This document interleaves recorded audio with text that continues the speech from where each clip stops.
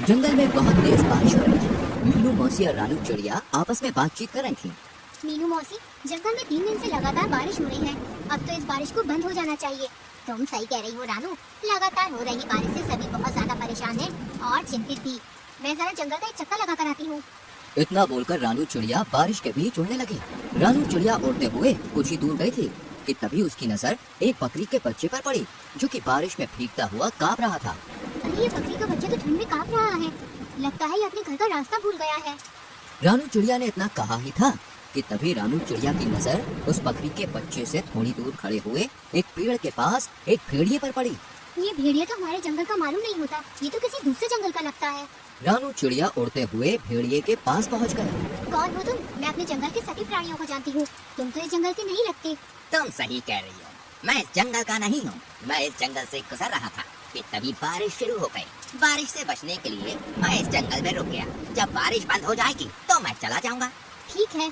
इतना बोलकर रानू चिड़िया उस बकरी के बच्चे के पास जाकर बोली, तुम यहाँ पर क्या कर रहे हो? तुम्हारी माँ कहाँ है और तुम्हारा नाम क्या है? मेरा नाम गोलू है। मैं बारिश में खेल रहा था, मगर खेलते खेलते बहुत दूर निकल आया और घर का रास्ता भूल गया। इतना बोलकर गोलू रोने लगा। तुम चिंता मत करो, मैं तुम्हें तुम्हारे घर ले जाऊंगी। मेरी माँ मना कर रही थी, लेकिन मैंने उनकी बात नहीं मानी। तुम्हें अपनी माँ की बात माननी चाहिए थी। चलो मेरे साथ। रानू चिड़िया गोलू को लेकर कुछ ही दूर चली थी कि तभी गोलू की माँ गोलू को ढूंढते हुए वहाँ पर आ गई। तुम कहाँ चले गए थे गोलू? तुम्हें पता है मैं कितनी परेशान हो गई थी। अपनी माँ को देखकर गोलू खुश होते हुए बोला, मैं आपकी अब हमेशा बात मानूंगा माँ। रानू चिड़िया गोलू की ओर देखकर बोली, अब तुम अपनी माँ के साथ घर चले जाओ और जब तक बारिश बंद नहीं हो जाती तब तक बाहर खेलने मत आना। गोलू अपनी माँ के साथ चला गया और रानू चिड़िया उड़ते हुए मीनू मौसी के पास जाकर सारी घटना बताने लगी। रानू चिड़िया की बात सुनकर मीनू मौसी बहुत गहरी सोच में डूब गई।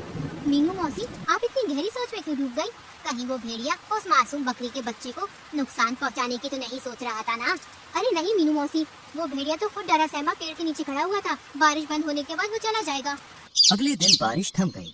रानू चिड़िया धूप का आनंद ले रही थी कि तभी मोनू चिड़िया वहाँ पर आकर रानू चिड़िया से बोली, अरे रानू, तुम यहाँ आकर बैठ गई हो और वहाँ पर बेचारी एक बकरी फूट फूट कर रो रही है। कौन सी बकरी फूट फूट कर रो रही है?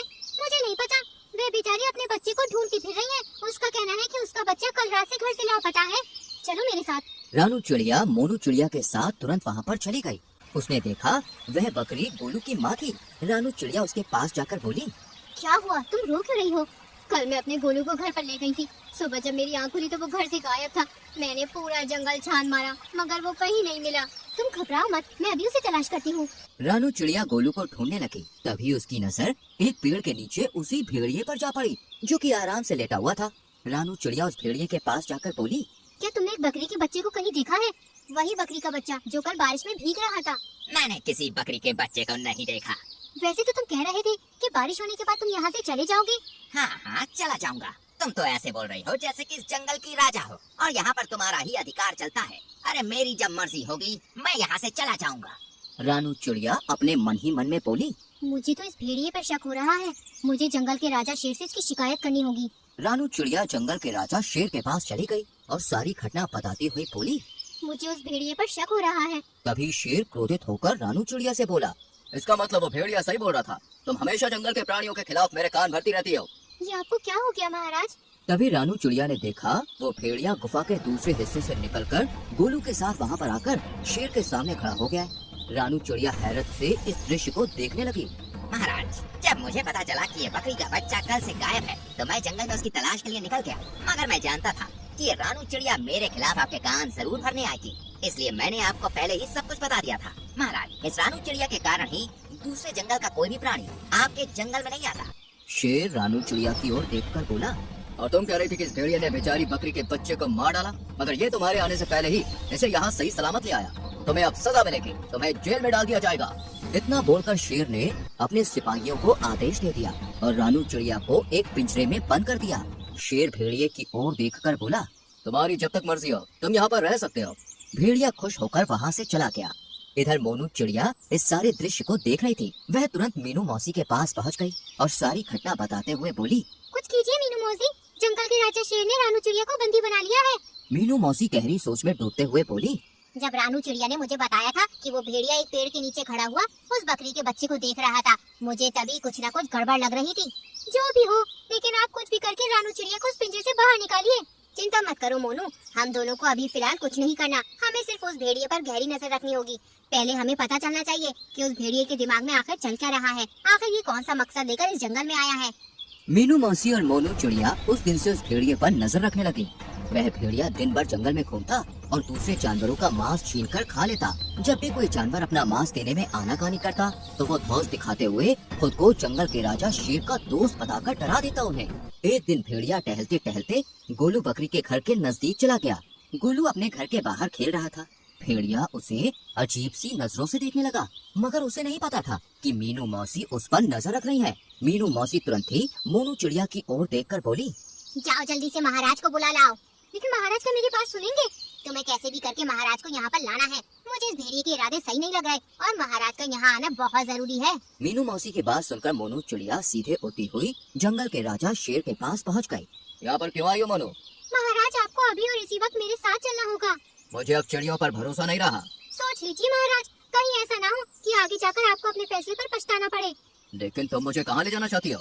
आप मेरे साथ चलिए और आप अपनी आंखों से देख लीजिए कि मैं आपको क्या दिखाना चाहती हूँ। शेर राजा मोनू चिड़िया के साथ सीधा उस जगह पर चला गया। तभी मीनू मौसी शेर राजा के पास आकर बोली, महाराज, उस पेड़ के पीछे छुप जाइए और स्वयं अपनी आंखों से देख लीजिए। मीनू मौसी के कहने पर शेर राजा पेड़ के पीछे छुप गया। भेड़िया गोलू के करीब आकर उसे देखते हुए बोला, आज तुम्हारा मांस खाने का मन कर रहा है मुझे। ये क्या कह रहे हैं आप? पिछली बार जब मैं खो गया था तब आप ही मुझे महाराज के पास ले गए थे और मेरी माँ के पास छोड़कर आए थे। मूर्ख बकरी के बच्चे, वो तो मेरी सिर्फ एक चाल थी। मैं जानता था कि जंगल में रानू चिड़िया सबसे ज्यादा तेज दिमाग की है। मैंने उसे फंसाने की योजना बनाई थी। मैं कुछ समझा नहीं। जब तू सो रहा था ना, तब मैं चुपके से तुझे अपने मुंह में दबाकर जंगल के दूसरे हिस्से में छोड़ आया था और फिर खुद ही तुझे जगाकर महाराज के पास छोड़ आया। और जंगल के इस मूर्ख शेर ने रानू चिड़िया को ही दोषी मान लिया। लेकिन अब मुझे कोई खतरा नहीं। अब अगर मैं तुझे खा भी जाऊंगा तो जंगल का राजा शेर कभी विश्वास नहीं करेगा। तुझे खाने के बाद मैं जंगल में अपनी मनमानी शुरू कर दूंगा। इतना बोलकर भेड़िया गोलू बकरी के बच्चे के ऊपर हमला करने वाला था कि तभी शेर दहाड़ता हुआ वहाँ पर आ गया। शेर को दहाड़ता हुआ देखकर भेड़िया पूरी तरह से घबरा गया। अच्छा, तो ये थी तुम्हारी चाल? तुमने जंगल की सबसे ज्यादा समझदार और मेरी विश्वसनीय पक्षी को मेरे ही हाथों बंदी बनवा दिया। मैं तुम्हें जीवित नहीं छोड़ूंगा। इतना बोलकर शेर ने भेड़िए को उसी समय मार दिया और मीनू मौसी की ओर देखकर बोला, मुझे क्षमा कर दो मीनू मौसी, मुझसे गलती हो गई।